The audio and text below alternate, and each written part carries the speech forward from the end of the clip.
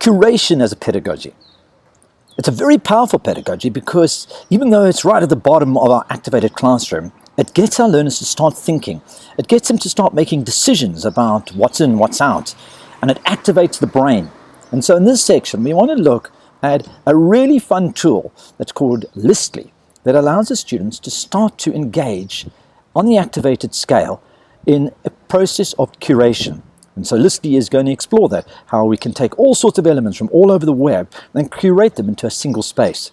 So let's see how we can use Listly as a powerful tool to enable the activated classroom learner and the process and the pedagogy of curation. So this is Listly, and it's a place where we can explore curation in the classroom. Quite simply, Listly, list.ly, go there. And it's really straightforward. Immediately what you'll be presented with is a series of lists. These are lists that other people have made. Now you can sign up, and I'll let you figure out that process because it's pretty simple and you're pretty intelligent, I'm sure, if you've got this far.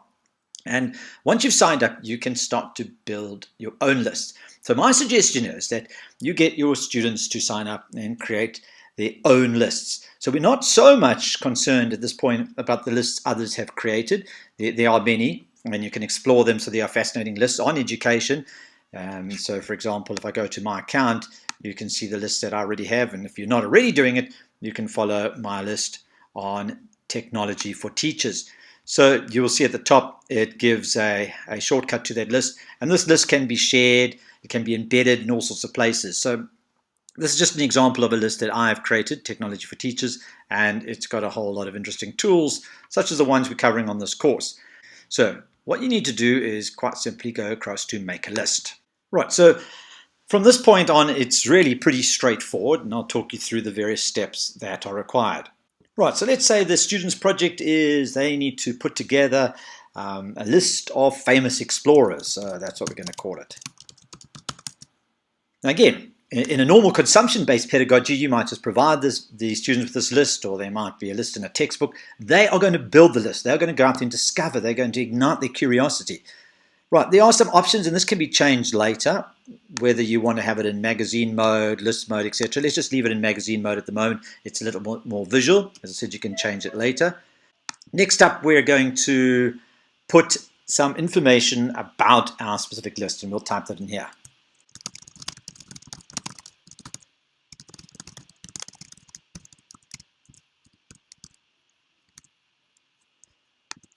Next, there are some tags. These tags aren't essential, but if you want other people to discover your list, then you could put these tags. Again, you might want to use the tags so that others can see them, so that your students can get other people looking at the list, which is quite nice to let them get some mileage and publicity from what they're doing. Alternatively, as we'll see now, you can make it private. But if you want to put in some tags, maybe you want to put in the name of the teacher here.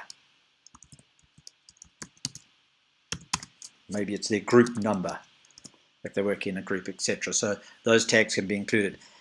Right, and as you'll see down here, you can choose to have the list private or public. So that's totally up to you as to what you'd like to do.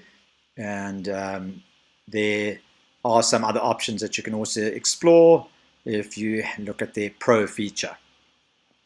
So at the moment, we're just going to keep it as is and hit Make a List.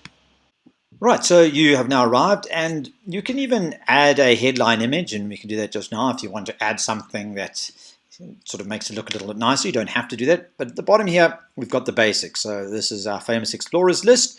At the moment, there are obviously no items in the list. It's very simple to do. To add something to the list, all you got to do is click Add to List. So we have a whole lot of options. We can choose to just simply add a text item, link photos, videos, etc. So maybe let's just start by adding a text item. All right, top here we need to just put something about what it is we want to write, and this could just be a straightforward text item. This is.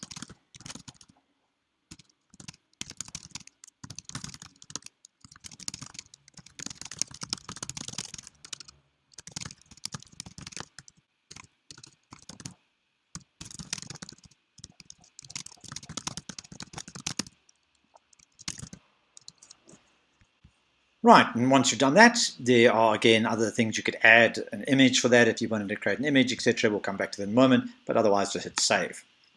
So At this point, it's encouraging to share it, which you don't need to do, or add another, or we'll just choose close. So you can see now, famous explorers, we've got one item on our list. So let's add a few others.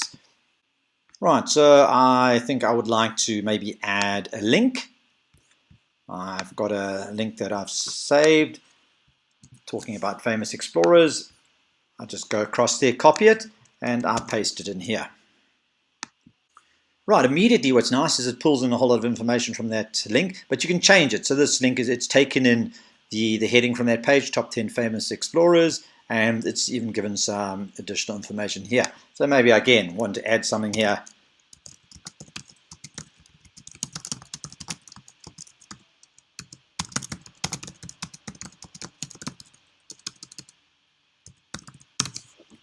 There are also some formatting options, so if you wanted to bold something or add a link to a URL, you can do that as well. So maybe we'll just bold that to try and make it stand out. I encourage you to, when you're using things like this and your students are using them, is even if they're constructing lists and they're having to go through this process of discovery and curation, encourage them to ask questions, because we're going to see one of the other key pedagogies that we discussed in this course is the pedagogy of conversation. And listening is a great way of encouraging conversation. So although we're looking at and exploring it at the moment as part of creating, it really isn't divorced from the other powerful pedagogy, and that is that of conversation. Again, you can add tags, but it's not necessary, and if you're happy, just hit save. Right, I've got a few more I'd like to add.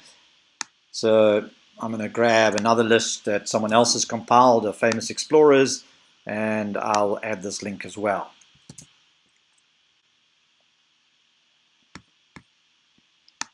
Right, let's do another one. Maybe we'd like to add some sort of photo to make things interesting. Found a photo of a famous female explorer. Simply all that needs to be done is whatever the image is, right-click it and choose copy the image URL. So do that and then go back to Listly and you can paste that URL in here. The other option, if you want, you can simply click and upload an image that you already have. So if you do have an image that you have saved to your desktop, you can upload it from your computer. So again, we need to just talk about what this image is. All right, maybe we'll add one other thing. So for this option, we'll choose to possibly maybe add a video. So again, on YouTube, I found a video that talks about famous explorers, and I can paste the URL here, simply copying it from YouTube and paste the URL in here. As with all the previous pastes, it brings in the YouTube video, it brings in all the details, and obviously you can change this if you so choose. So we'll just edit this slightly. I want to have that, and maybe again put a question.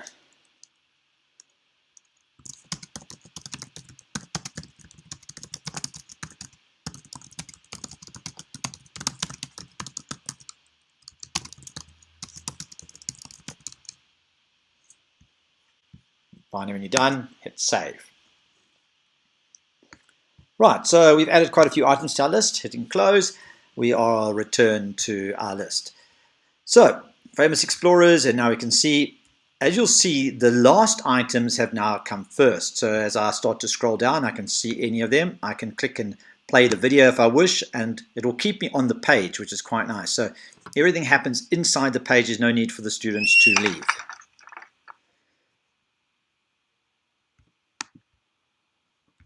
So going down, there's our photo. We have Amy Johnson, etc. Now, as I said, what we've chosen here is a particular layout, and this is our magazine layout, and we'll look in a moment how we can change it. So if it's too big, for example, that image is too big, there's a way that we can change the mode. Now, maybe you want to ensure that the list is in a specific order. This is possible. All you've got to do is go across to Curate. Here it shows you all the items in your list. So maybe what you'd rather do is say, well, I actually don't want, I want this one to be right at the top, and then I want this one to be second. You grab the items however you wish, and you can rearrange them. So now the items can simply be rearranged to whatever order you like. So that is a curated order for your list. So the items will now appear in this order. Right, you'll see when you return to your list, you have an option as to how you would like to view the items that are in this list.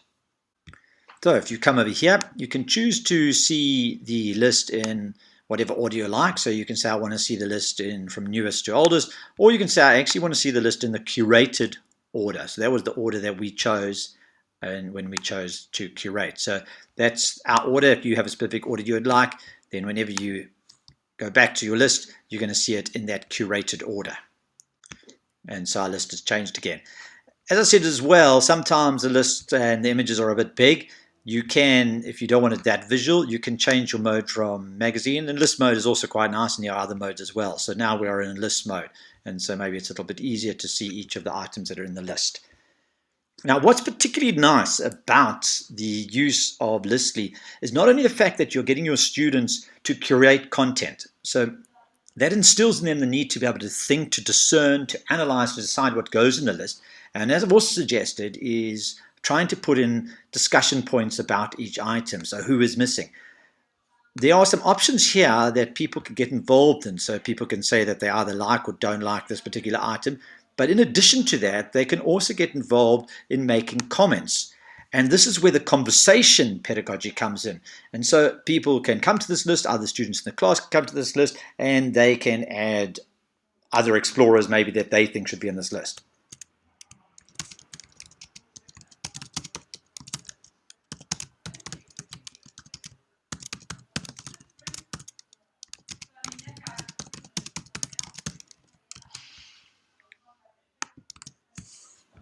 And when they made their comment, they hit post, and now it becomes part of the discussion. So this really encourages curation and conversation. All of these are absolutely critical. So it's a really, really simple tool to use. What's fun is that these lists can be followed. So you can choose to follow other students' lists. So one student could follow another list. So at the top here is a URL. If they want to share their list, it's very simple again. It's just a matter of emailing it, or they can click and get to embed their list. So if you have a website or something you'd like to put that list in, you can easily embed your list on that website. The lists are what they call responsive lists. So even if they're embedded so that you want to look at them on mobile devices, it'll work. Again, on the side here, you can choose what format your list is going to take. You can also choose, that's on the Pro version, which components. You don't really need to do that. And then quite simply, all you would do is click Get Code. So it really is quite straightforward using lists. There are various other options that you can make use of. If you go to your account, you can also go and set certain settings so that, for example, what your username, etc. is, you can automatically link it to your email, to your Twitter accounts, and you can also say how you want to have your lists appear by default. So there's a whole lot of other features that you can also include. So that's Listly. Very straightforward, very easy to use. As you can see, I've got two lists. Maybe this list just needs a little image there to make it look a little bit more interesting. Why don't we do that? Just finish off the list by putting an image in it. So we're just going to edit our list, make it look a little bit more interesting, put a banner in the top of it, and that's really quite simple to do. Right, headline image, and there is an option to upload a banner to your list.